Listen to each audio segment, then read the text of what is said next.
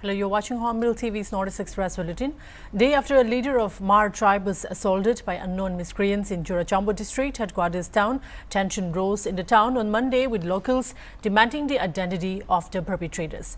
Locals protesting the assault are trying to force a shutdown and asking shops to close immediately, the official said, adding groups of men holding sticks were also seen walking in the streets of the town trying to enforce the shutdown.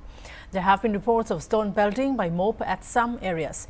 General Secretary Richard Mar of Mar Inpui, one of the apex body of Mar tribe, was assaulted by a group of unknown miscreants inside the VK Montessori complex at Zenhang Lamga on Sunday night around 7:30 a.m., the official added. Strongly condemning the incident, Mar Inpui, in a statement, had demanded that the perpetrators must be given in within 10 a.m. of Monday, failing which it will take its own course of action. Curfew imposed in the district to prevent any untoward incident.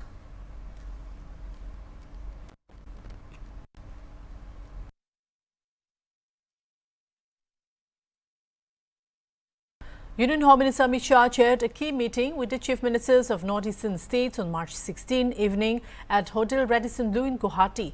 The meeting focused on reviewing the implementation of the Bharatiya Nyaya Sanhita (BNS), which has replaced the Indian Penal Code in the region. Chief Ministers of Assam, Meghalaya, Mizoram, Arunachal Pradesh, Tripura, Nagaland and Sikkim attended the meeting. Since Manipur is under President's rule, its governor represented the state. The discussion was entirely internal and reviewed the progress of implementing the 3 new criminal laws across the Northeast. The Home Minister directed officials to closely monitor the progress and emphasized that police forces should focus on protecting citizens' rights under the new legal framework. Each state presented its progress on implementing the BNS so far. A book titled New Criminal Laws, Standard Operating Procedures and Rules, published by the CID Assam, was released during the meeting.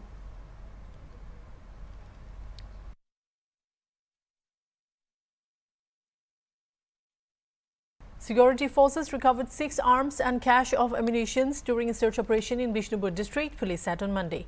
From the vicinity of Uyok Forest under Nampol police station, one 5.56 mm Insas rifle, 2 9 mm carbine machine gun, one .303 modified sniper with magnifier scope, one SBBL gun, one pistol, 4 hand grenade cartridges and other articles on Sunday were recovered. Police also said that intelligence-based combing operations and cordon and search operations are being carried out in both hill and valley districts to recover all the looted or snatched or illegal weapons in the state. Meanwhile, security forces ensured movement of 475 vehicles carrying essential items along NH2 in Imphal to Dimapur, and strict security measures have been taken up in all vulnerable locations as well, and security convoy is provided in sensitive stretches in order to ensure free and safe movement of the vehicles.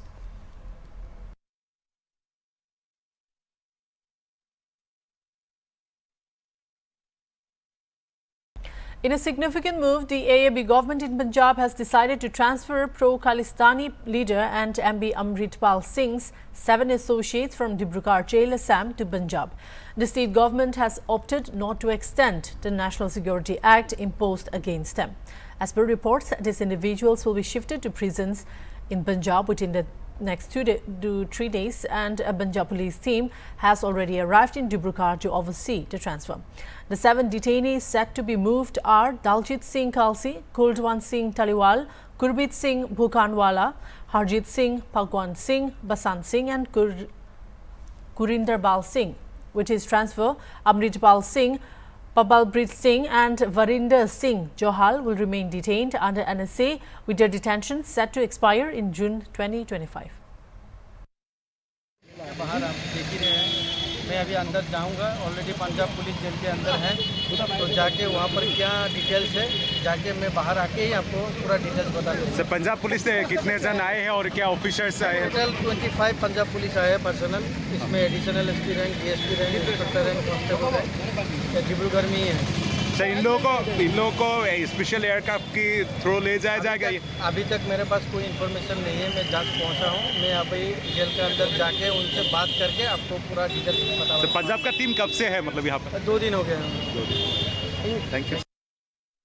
Mizoram Chief Minister Lalduhoma on Sunday met Union Home Minister Amit Shah to discuss the state's pressing challenges, including the need for a peace bonus, as Mizoram is denied security-related expenditure despite maintaining peace.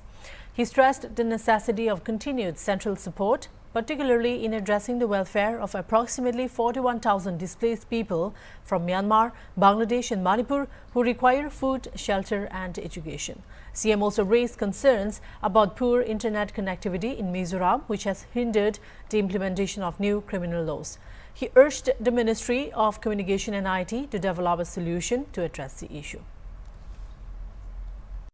Regarding the implementation of these new criminal laws, the main problem we are facing in Mizoram is that of the internet connection, which has been, a matter of concern and a matter of challenge.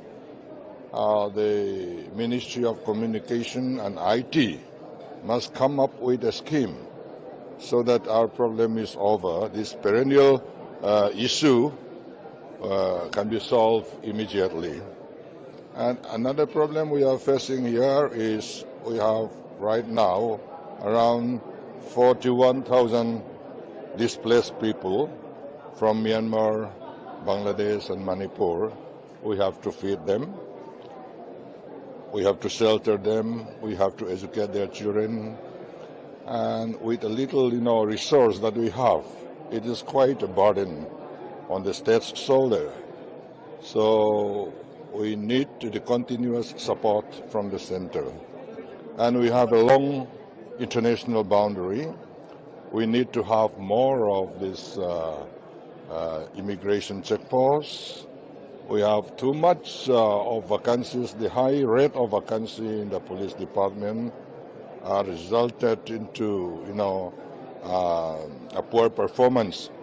So at the same time, there is shortage of vehicles, there is shortage of funds.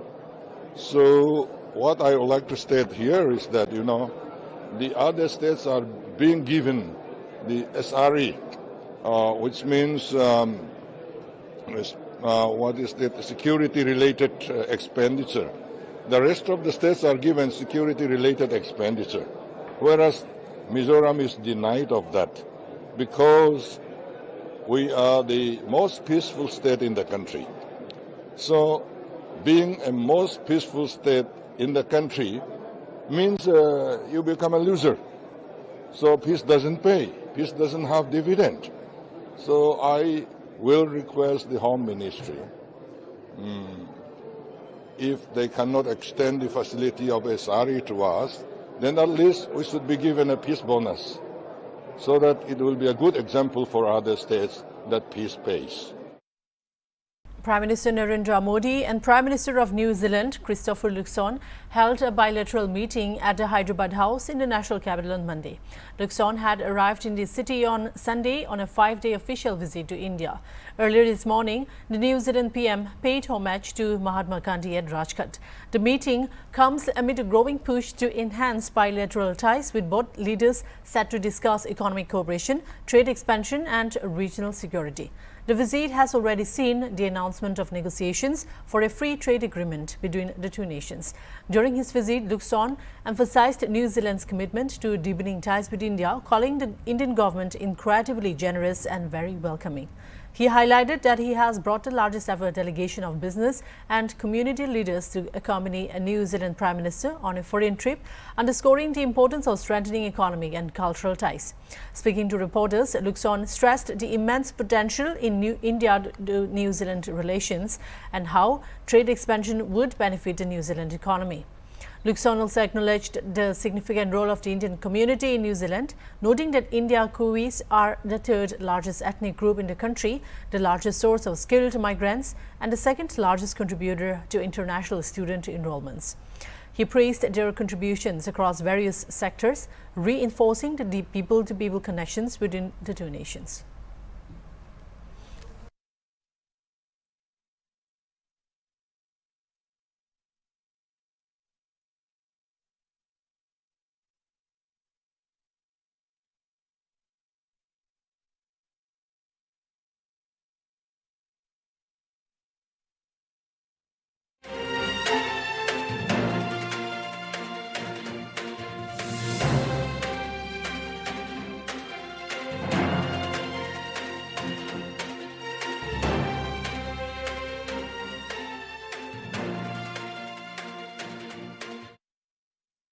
Defense Minister Rajnath Singh met U.S. Director of National Intelligence Tulsi Gabbard in Delhi today. Earlier, the Defense Ministry officials said the Defense Minister and the American National Intelligence Chief will meet in the South Bloc and discuss the issues of mutual interest for the two sides.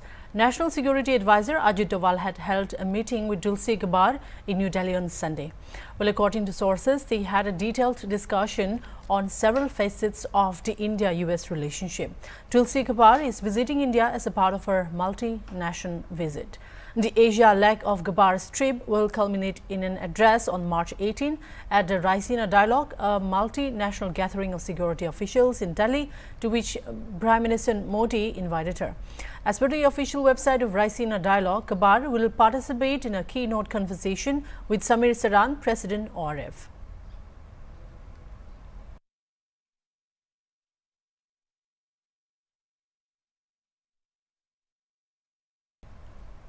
Justice Joymala Bagchi was sworn in as a judge of the Supreme Court on Monday. Chief Justice of India Sanjeev Khanna administered the oath to Justice Bagchi at a full court ceremony held in the First Court. On March 10, the Union approved the appointment of Calcutta High Court Judge Mr. Justice Joymala Bagchi as a judge of the Supreme Court. The Collegium recommended Justice Bagchi for elevation on March 6. The Collegium considered the fact that after the retirement of Mr. Justice Al-Tamas Kabir on 18 July 2013 as Chief Justice of India, there has not been any Chief Justice of India from the High Court at Calcutta. On the retirement of Mr. Justice K.V. Viswanathan on 25 May 2031, Mr. Justice Joymala Bagchi would be in line to assume office as the Chief Justice of India till his retirement on 2nd October 2031. Mr. Justice Joymala Bagchi would have a tenure of more than 6 years before he assumes the office of CJI. The Collegium has also taken into consideration the fact that at present the bench of the Supreme Court is represented by only one judge from the High Court at Calcutta. Mr. Justice Joymala Bagchi stands at serial number 11 in the combined All India seniority of High Court judges, including Chief Justices. With the appointment of Justice Bagchi, the Supreme Court has one vacancy remaining out of a strand of 34 judges. I, Joymala Bagchi, having been appointed a judge of the Supreme Court of India, do swear in the name of God, that I will bear true faith and allegiance to the Constitution of India as by law established. That I will bear true faith and allegiance to the Constitution of India as by law established. That I will uphold the sovereignty and integrity of India. That I will uphold the sovereignty and integrity of India. That I will duly and faithfully, and to the best of my ability, knowledge and judgment. That I will duly and faithfully, and to the best of my ability, knowledge and judgment, perform the duties of my office without fear or favor, affection or ill will. Perform the duties of my office without fear or favor, affection or ill will. And that I will uphold the Constitution and the laws. And that I will uphold the Constitution and the laws.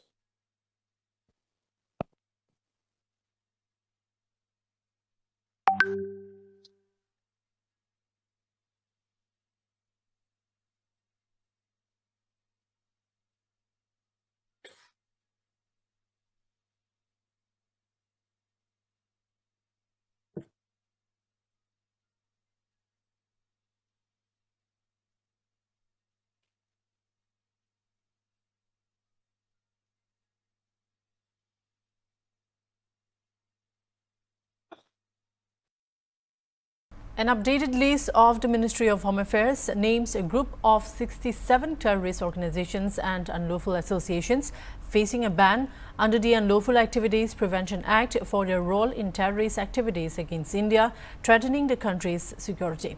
The list released by the Ministry of Home Affairs names 45 organizations that are officially categorized as terrorist organizations under Section 35 of the UAPA and are included in the first schedule of the Act.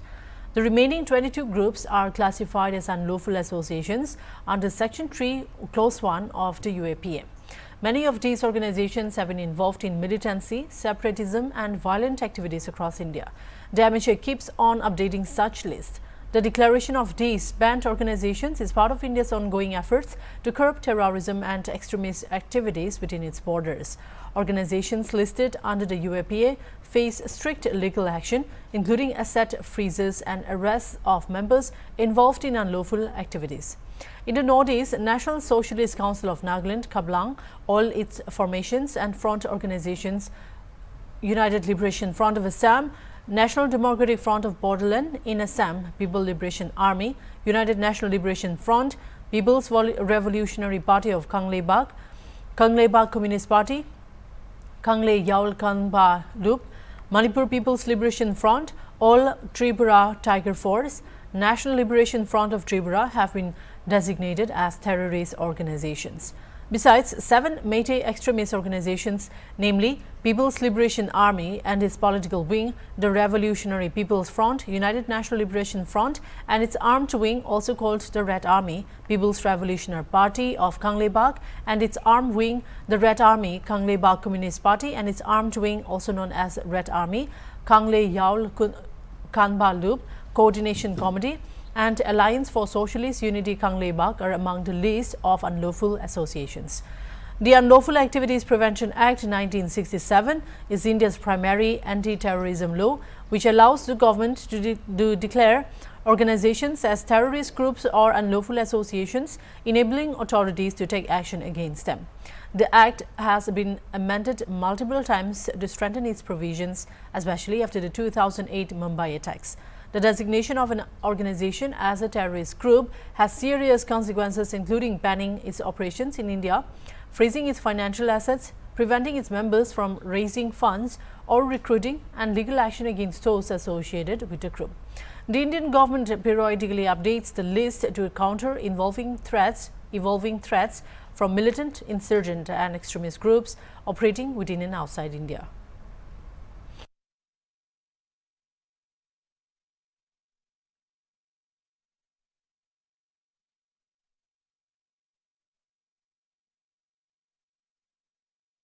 The drug rifampicin, which is used in serious bacterial infections, particularly tuberculosis, is expected to be commissioned this year. Well, according to the official sources to ANI, rifampicin is at an advanced stage of execution and is expected to be commissioned later this year. Rifampicin is the key drug used for the first-line treatment of tuberculosis. Treatment of TB is a key national health priority as it has been endemic in India, contagious and causes a large number of secondary opportunistic infections, thereby causing significant morbidity and mortality. Effective medicine not only treats the patient but also stops the spread of disease. The other important drugs like prednisolone, betamethasone and dexamethasone are also expected to be commissioned this year. Prednisolone and dexamethasone are used to treat asthma, allergies, immune disorders and more. About 3.5 crore Indians suffer from asthma and increasing air pollution is contributing to growing incidence. During the second wave of COVID-19, dexamethasone and methylprednisolone were also used in treating COVID patients. However, maintaining consistent supply posed a significant challenge. Betamethasone is used to manage labor in cases of premature childbirth to improve the majority of lungs in preterm babies.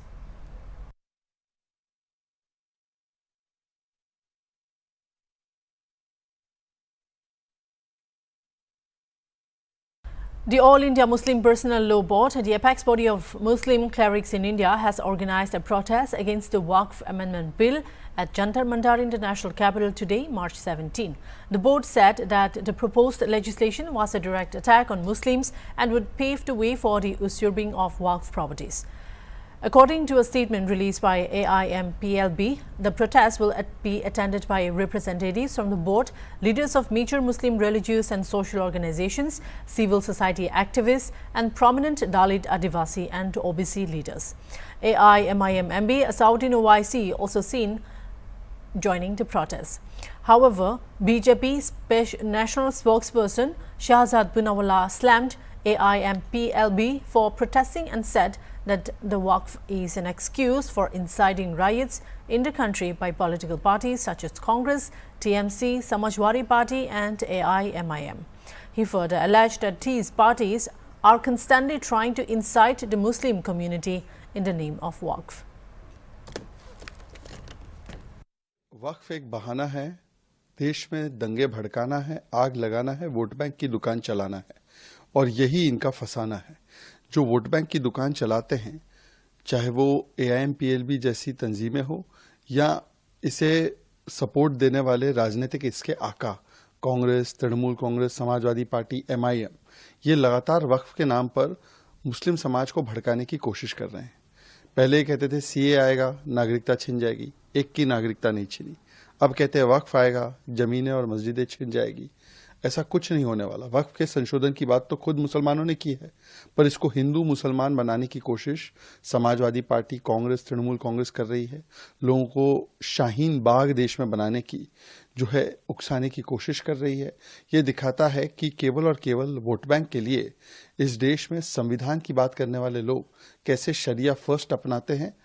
मैं सिर्फ इतना पूछना चाहता हूं कि क्या संविधान ने जैन समाज, क्रिश्चियन समाज, ईसाई समाज को वक्फ जैसे अधिकार दिए हैं? क्यों केवल वक्फ के पास ही असीमित ताकत होनी चाहिए ग्रैबिंग की? कभी पार्लियामेंट क्लेम कर लिया, कभी महाकुंभ क्लेम कर लिया, कभी किसानों की जमीन क्लेम कर ली और कांग्रेस पार्टी, तृणमूल कांग्रेस, समाजवादी, MIM इस पर कुछ नहीं बोलेगी। Over the issues, Waqf JPC chairman and BJP MB Churachandpur says that this is a political protest. The act has not even been introduced yet. They have only submitted their 428-page report. The amendment will prohibit the selling of Waqf land and will benefit the poor, he added. विरोध हो रहा है। अभी तो act भी नहीं आया। हमने अपनी रिपोर्ट 428 पेज की दी है। उसके आधार पे सरकार उसको अप्रूव करके सरकार उस पर अमेंडेड जो 44 संशोधन पहले थे, अब उसको जो हमने हमारी रिपोर्ट पे हमने 14 अमेंडमेंट्स किया, उसके आधार पे एक अमेंडेड बिल आएगा। उस बिल को पास होने के बाद इनको कोई बात कहनी चाहिए। इसका मतलब है कि बिल अभी आया भी नहीं, कानून बना भी नहीं। किस सवाल पे आज जंतर मंतर पे all India Muslim personal law board हो, जमायत उलमा हिंद हो या ओवैसी की पार्टी AIMIM हो या विपक्ष की पार्टियों को नेताओं को बुलाया जा रहा है? ये केवल सियासी तकरार है। लोगों के मन में गुमराह किया जा रहा है। सरकार के प्रति केवल एक विरोध करने के लिए कहा जा रहा है। अन्यथा ये कानून जो सरकार लेकर के आई थी और JPC को सुपुर्द हुआ था, वो एक बेहतरी के लिए। लोग कह रहे हैं जंतर मंतर में बैठ के साहब हमारे अख्तियार DM को दे दिया जाएगा। कहीं नहीं DM को। अगर कोई डिस्प्यूट होगा वक्फ की प्रॉपर्टी के साथ और किसी का, चाहे किसी सरकार के साथ या किसी और के साथ, अब DM को अधिकार नहीं होगा। DM से ऊपर चाहे कोई राज्य सरकार का सेक्रेटरी होगा, कमिश्नर होगा। और यहाँ तक कि ट्रिब्यूनल में अगर कोई एग्रीव्ड है तो उसको हाई कोर्ट, सुप्रीम कोर्ट जाने का उसको अवसर मिलेगा। और बेहतर कानून बनाया जा रहा है। इसके बाद भी मुझे तो आश्चर्य है कि किसी एक सवाल को तो बता दें कि इस हमारी रिपोर्ट में उनके हितों पे कुठाराघात होगा या हमने ऐसा कोई प्राविधान किया है जिस पे वो सवाल उठा करके देश को गुमराह कर रहे हैं कि साहब मस्जिद और खानका, कब्रिस्तान ये चली जाएंगी। ये केवल देश को देखिए, वक्फ की जमीनों को कोई छीनने नहीं जा रहा है। वक्फ की जमीन को तो अगर कहीं खुर्द-बुर्द किया जा रहा है, बेचा जा रहा है, तो उनके मुतवल्लियों के द्वारा। क्या कहीं सरकार ने वक्फ की जमीन को बेचा है? किसी हिंदू ने बेचा है? अगर कहीं भी कोई खुर्द-बुर्द हो रहा है, कोई अगर उसको डिस्पोज किया जा रहा है, तो वही मुतवल्ली, वही केयरटेकर, वही वक्फ बोर्ड से जुड़े हुए लोग हैं। आज ये अगर अमेंडमेंट आ रहा है तो इस बेहतरी के लिए आ रहा है कि अब वक्फ की प्रॉपर्टी को कोई बेच नहीं पाएगा। वो रजिस्टर्ड होगी, वामसी पोर्टल पे होगा। उसका लाभ गरीब, पसमानदा बच्चों, अनाथ, विधवाओं को मिले। और ये कहना कि अगर ये कानून पास हो गया तो शाहीन बाग बना देंगे, इस तरह की धमकियां तो पहले भी आई। जब आर्टिकल 370, 35A हो रहा था तो ऐसी धमकियां आ रही थी कि जम्मू कश्मीर में खून की नदियां बह जाएंगी। लेकिन आज दुनिया का सबसे फेवरेट डेस्टिनेशन हो गया जब गृह मंत्री जी लेकर के सदन में आए थे और पास हुआ मोदी जी के नेतृत्व में। आपने देखा कि 3 तलाक था, उस समय भी इसी तरह जंतर मंतर पे विरोध हो रहा था, यही लोग थे। और आज अल्पसंख्यक महिलाएं आज उसका किस तरीके से सिक्योर हुई हैं। तो जिस तरह से महिलाओं के उनकी जिंदगी को, हक हकूक को सिक्योर किया गया, अब वक्फ की प्रॉपर्टी को। That's all for now. Keep watching Hornbill TV.